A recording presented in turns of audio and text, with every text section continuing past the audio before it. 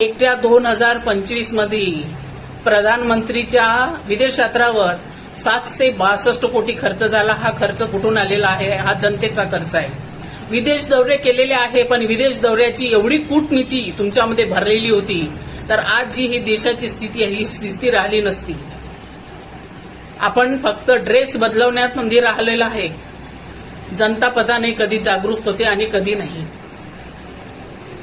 भगवान भगवान करता करता आज भगवानालाच पूजा अर्चना करा। जसे तुम्ही डमरू वाजवता आणि त्याला सांगा की पेट्रोल आणि डिझेल भरून द्या इथे भारतामध्ये। जय भीम नमो बुद्धाय। पेट्रोल डिझेलचा वापर कमी करा असं मत प्रधानमंत्र्यांचं पडतं। म्हणजेच इलेक्ट्रिक गाड्या जास्त घ्या। फायदा कोणाला होईल याचा विचार करायची गरज तुम्हाला आहे। त्याचबरोबर जर बघितलं आत्मनिर्भर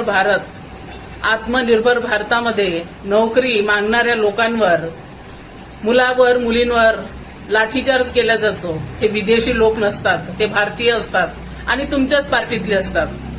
जेव्हा ज्ञान तुम्ही जनतेला वाटता तेव्हा त्या ज्ञानाची 4 बोटं तुमच्याकडे ठेवले पाहिजे। महत्वाचा मुद्दा, ताफाच्या ताफा गाड्याच्या घेऊन जातात ते काही पाण्यावर चालत नाही तुमच्या गाड्या। त्याला पेट्रोल लागतं, डिझेल लागतं।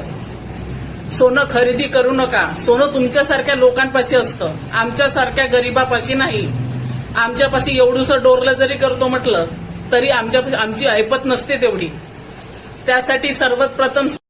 त्यासाठी स्वतः सुधरा आधी, त्यानंतर जनतेला उपदेश द्या।